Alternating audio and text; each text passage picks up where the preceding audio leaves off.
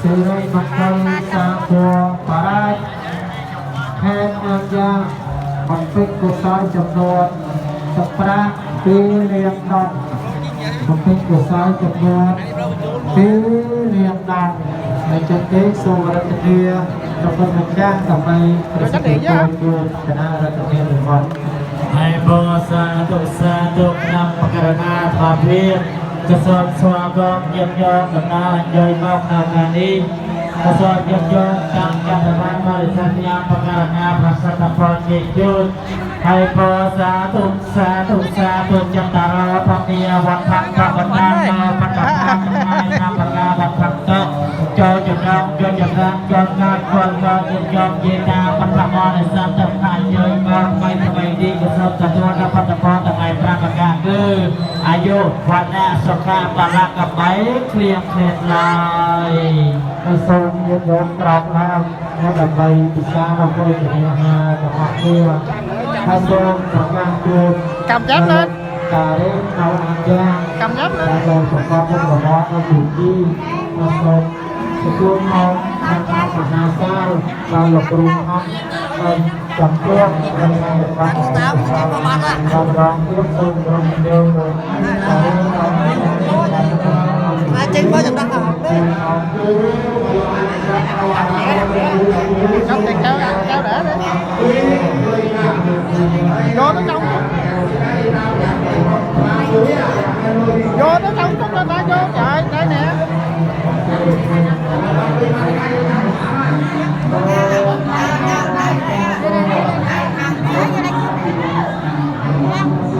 ra hay để đây vô thì con cho lại đi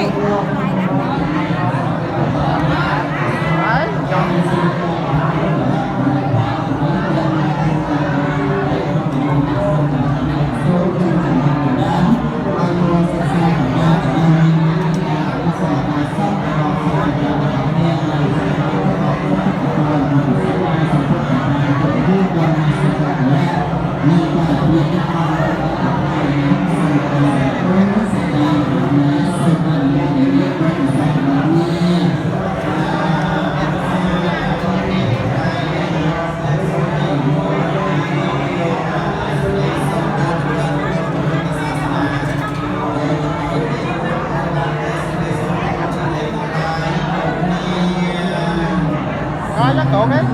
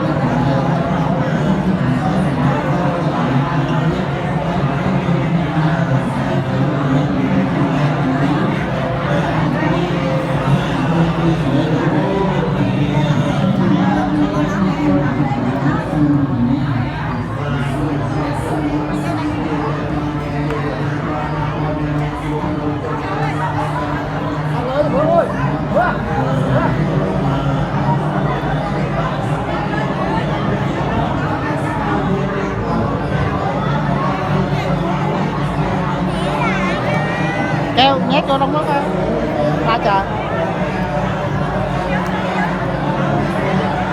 Ở sắp gì đó.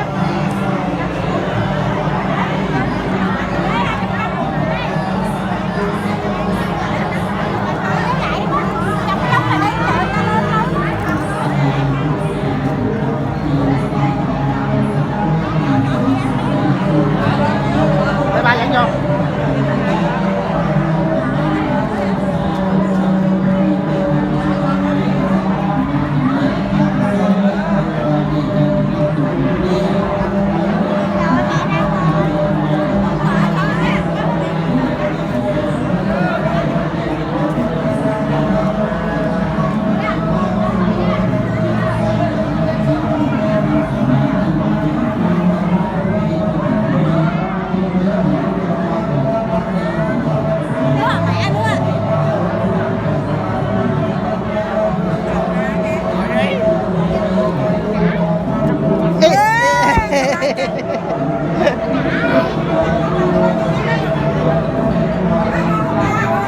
Không đá.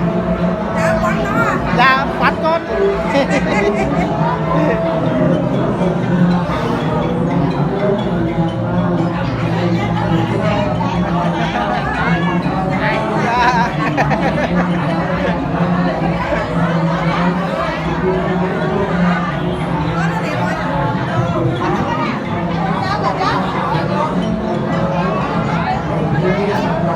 Quá trời đâu không phải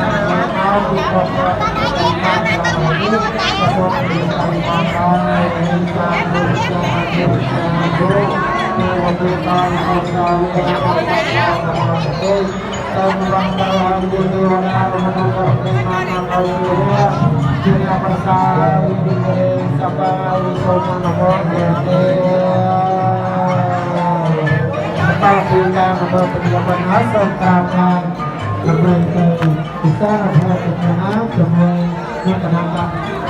Ghiền Mì Gõ